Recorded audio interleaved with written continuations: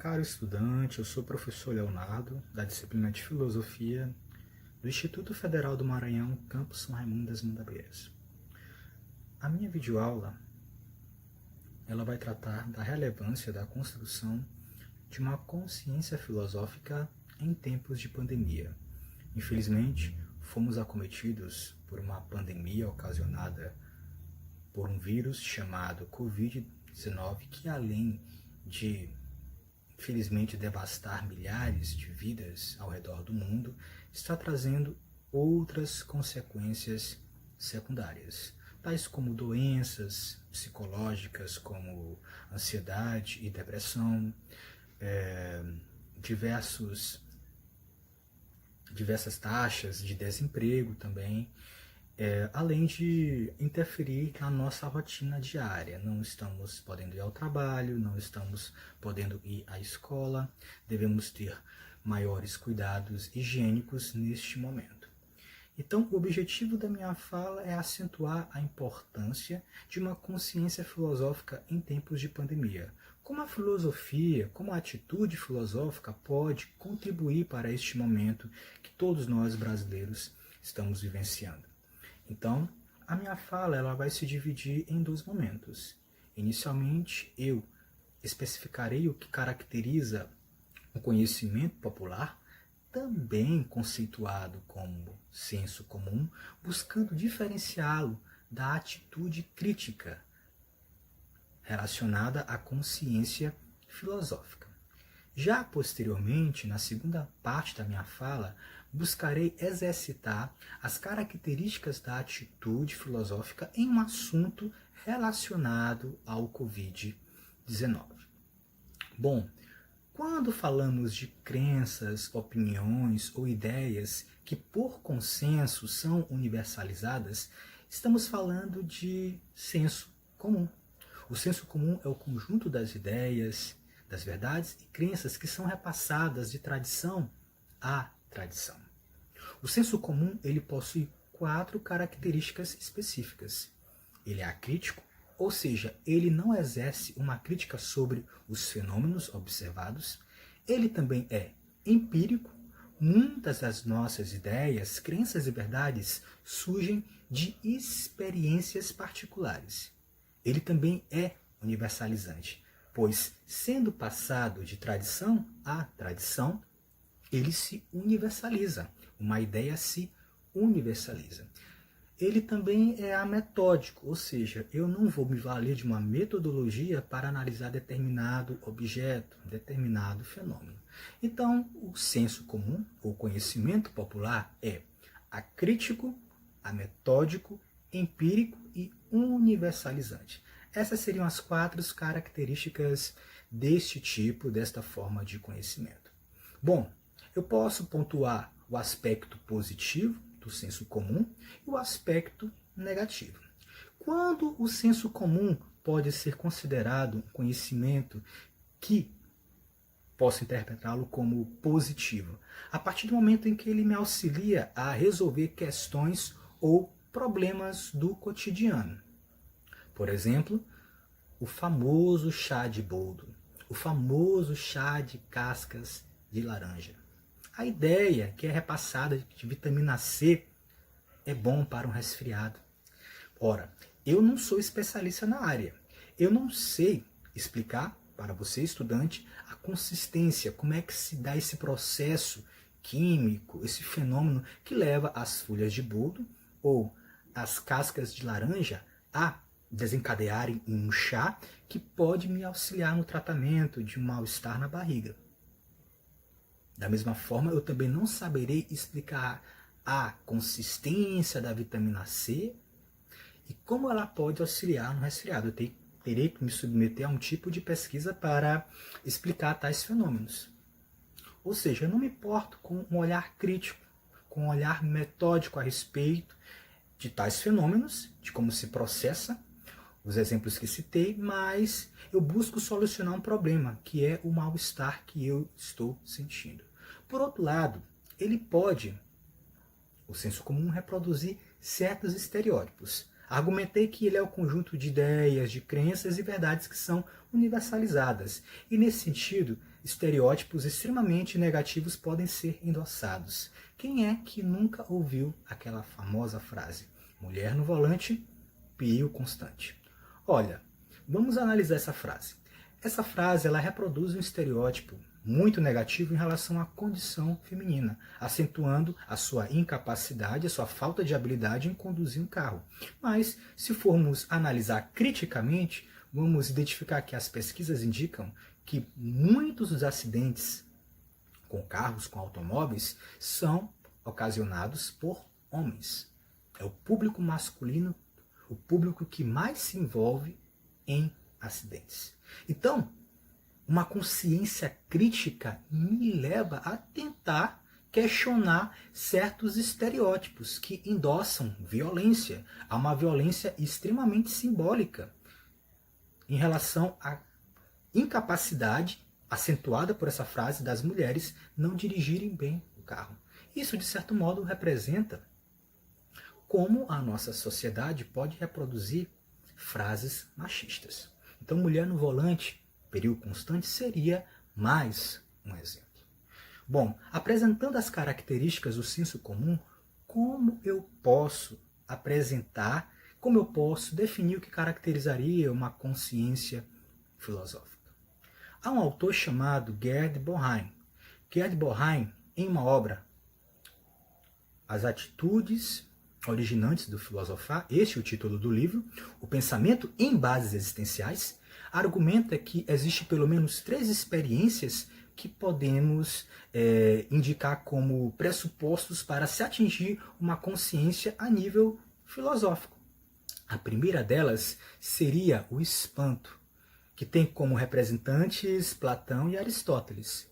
O espanto me leva a, de certo modo, perceber os diversos fenômenos que se encontram no mundo. É a atitude de espanto que pode me levar a tentar a pensar a respeito dos diversos fenômenos. Um raio, um relâmpago, a chuva caindo, a força do mar. Foram, inclusive, esses fenômenos que levaram os pré-socráticos, os chamados filósofos da natureza, a uma investigação racional. A outra característica que tem como representante René Descartes é a dúvida.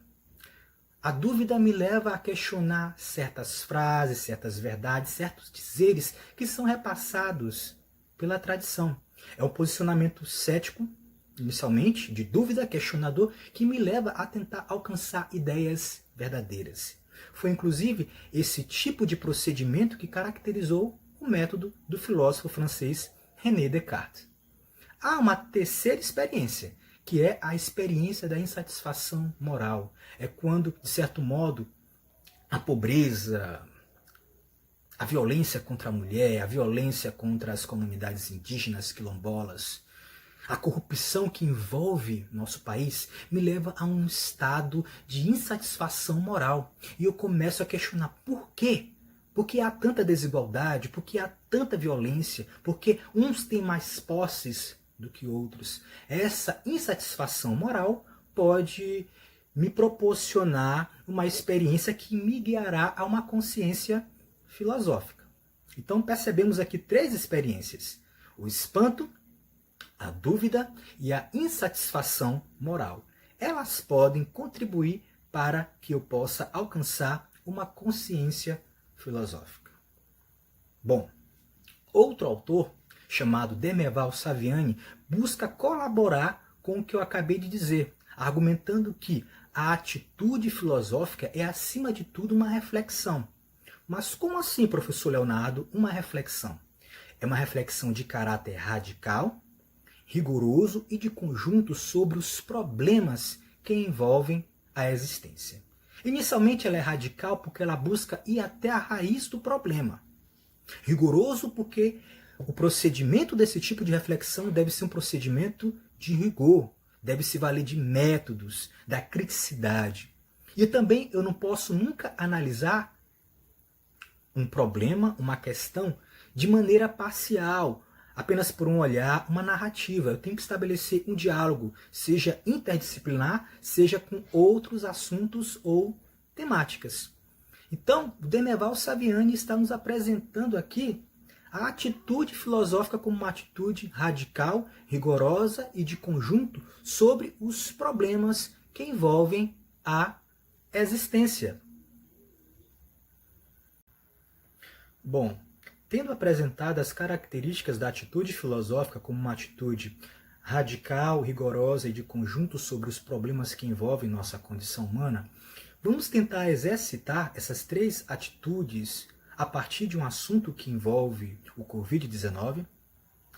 O assunto que iremos analisar é: devemos ou não aderir ao uso da hidroxicloroquina como tratamento para o Covid? Um assunto bastante popular, discutido pela comunidade de cientistas, mas também discutido pela população em geral. Todo mundo quer saber se devemos ou não utilizar esse medicamento. Vamos tentar aplicar a radicalidade, indo até a raiz da questão a partir de duas perguntinhas. O que é a hidroxicloroquina? Por que estamos falando desse remédio? Vamos responder então essas duas questões? A hidroxicloroquina é um remédio indicado para o tratamento da artrite reumatoide, lúpus eritematoso, afecções dermatológicas e reumáticas e também para o tratamento da malária. Então podemos perceber aqui diversas enfermidades que são tratadas pela hidroxicloroquina. Por que estamos falando desse remédio? Devido às diversas mortes derivadas pelo coronavírus, a cloroquina tem apresentado, em alguns casos mais graves, efeitos, embora seu uso ainda não seja prescrito para todos os casos de Covid-19. E as pesquisas científicas indicarem que sua eficiência é questionável. Então, em alguns casos mais graves, a hidroxicloroquina está sendo indicada para o tratamento e ela tem surtido efeito, mas ainda não há uma pesquisa com resultados finais a respeito da eficiência ou não da hidroxicloroquina. Por isso, seu uso ainda é questionável pela comunidade científica. Vamos agora aplicar a atitude de caráter rigorosa, ou seja, procedimento com rigor. E nesse momento, aplicando o rigor, eu gostaria de trazer duas pesquisas. Uma que acentua a eficiência do tratamento e outra que questiona essa eficiência. A primeira foi desenvolvida pelo infectologista Didier Raoult. Didier Raoult, um francês especialista em doenças infecto-contagiosas do hospital especializado nesse tipo de problema da cidade de Marsella.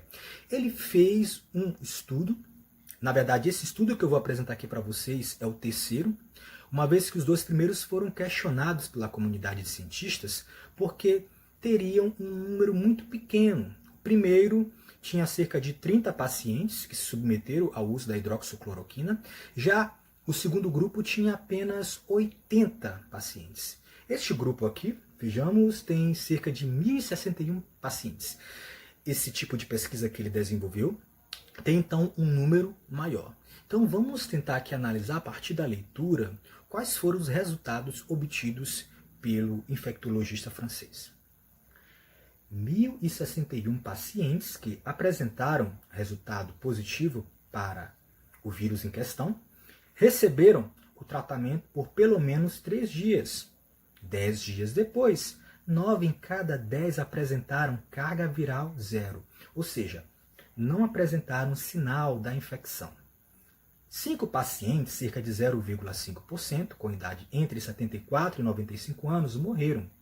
Segundo a equipe, que até então havia testado a droga em 100 voluntários, a porcentagem de mortos na nova amostra é significativamente menor do que entre pacientes tratados por outros métodos. Além disso, nenhuma toxicidade cardíaca foi observada. Então, embora tenha tido alguns pacientes que acabaram por falecer, segundo a pesquisa desenvolvida pelo infectologista, o resultado foi positivo, demonstrou a eficiência da hidroxicloroquina no tratamento do Covid-19. Essa fonte que eu utilizei aqui é a fonte do Correio Brasiliense, a fonte onde podemos encontrar essa pesquisa, eu poderei estar inclusive deixando na descrição. Por outro lado, podemos analisar um ponto interessante aqui. essa pesquisa também sofreu críticas, embora tenha inicialmente recebido elogio pelo grande número de participantes. Alguns cientistas criticaram, questionaram os resultados. Por quê? O procedimento sofreu críticas de outros especialistas por não ter tido a aplicação de placebo em outro grupo. Então, digamos que a pesquisa ficou prejudicada por causa desse fator. Agora vamos analisar a outra pesquisa que gostaria de trazer para vocês, que aponta para a ineficiência do tratamento da hidroxicloroquina. Foi um instituto especializado de Nova York que analisou cerca de 25 hospitais dessa cidade. Vamos então ler detalhadamente para sabermos o que essa pesquisa está trazendo para nós.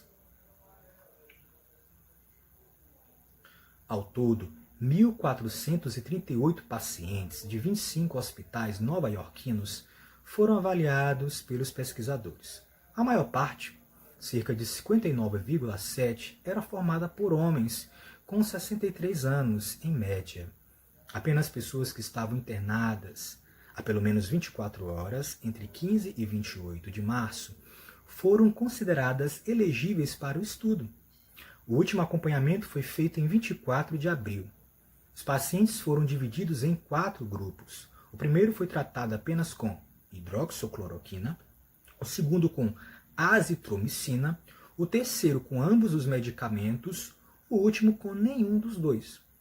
Aqueles que foram medicados com cloroquina, azitromicina ou os dois, ficaram mais propensos a desenvolver problemas como diabetes, baixa saturação de oxigênio e manchas anormais nos pulmões, de acordo com imagens de raio-x. O estudo conclui que o uso deste medicamento não ajudou na diminuição dos índices de mortalidade. Então podemos aqui perceber um momento muito interessante na leitura do texto, que determinado grupo chegou a ter problemas secundários derivados do uso da cloroquina combinada com outros medicamentos. Eles questionaram a validade desse procedimento e, consequentemente, a eficiência do tratamento com a hidroxicloroquina. Por que eu trouxe aqui 2 notícias baseadas em pesquisas? Porque a atitude de rigor ela me leva a uma criticidade. Sabemos que vivemos um momento dominado pelas fake news, pelas notícias tendenciosas que são repassadas por diversos veículos, tais como blogs, tais como grupos de WhatsApp, e devemos ter muito cuidado para filtrar aquilo que é um tipo de notícia fundamentada no rigor da razão e da ciência e aquela que não é. Então, por isso que há muito um cuidado em torno de discutir sobre a eficiência ou não da hidroxicloroquina. A gente tem que fazer um levantamento das pesquisas que indicam eficiência e ineficiência. Eu estou percebendo que há maior eficiência por meio das pesquisas ou maior ineficiência. Então, nesse momento, a criticidade ela me auxilia a tentar analisar essas fontes. Vamos agora aplicar a perspectiva de totalidade, de conjunto, pois uma reflexão filosófica ela requer uma atitude de totalidade. Ou seja, eu nunca posso analisar um assunto, um problema de maneira parcial, somente por uma narrativa. E é nesse momento, por exemplo, que eu posso perceber como outras áreas do saber podem me auxiliar na reflexão de uma questão. O que a psicologia pode dizer sobre esse assunto em destaque? O que os filósofos estão falando sobre a validade do uso ou não da hidroxicloroquina? Eu também posso trazer outras questões envolvendo essa discussão. Será que não há interesses políticos ou econômicos por trás do uso ou não da hidroxicloroquina? Isso vai ampliar o meu horizonte de interpretação a respeito desse fenômeno. Ou seja, eu nunca vou observá-lo só por uma narrativa, por uma ideia, por um olhar, mas diversos horizontes, diversas possibilidades. Isso amplia o meu horizonte de interpretação desse objeto, desse assunto que é o uso ou não da hidroxicloroquina no tratamento com pacientes acometidos pelo Covid-19. Tá bom? Então, olha, essa foi uma videoaula curta, onde eu busquei apresentar a distinção entre conhecimento popular e conhecimento filosófico a partir das características que norteiam uma consciência filosófica. Delimitei os elementos estruturantes de uma atitude filosófica, uma reflexão radical, rigorosa e de conjunto sobre os problemas que envolvem nossa condição humana. E busquei aplicar um assunto relacionado ao Covid, um assunto bastante debatido em redes sociais, debatido em famílias também. Por que não autorizamos logo esse uso da hidroxicloroquina? Não, temos que ter cuidado. Então, uma atitude crítica racional me auxilia a avaliar não somente esse assunto, mas os diversos outros que envolvem esse surto, essa pandemia que está afetando as nossas vidas. Então, eu agradeço a oportunidade de desenvolver esse debate com os alunos, espero estar retornando no mais breve à sala de aula, o contato com os meus alunos e alunas, e aguardo o convite para próximas atividades envolvendo essa experiência à distância que é muito gratificante. Então, o meu até logo, uma boa noite a todos e a todas. Tchau, tchau.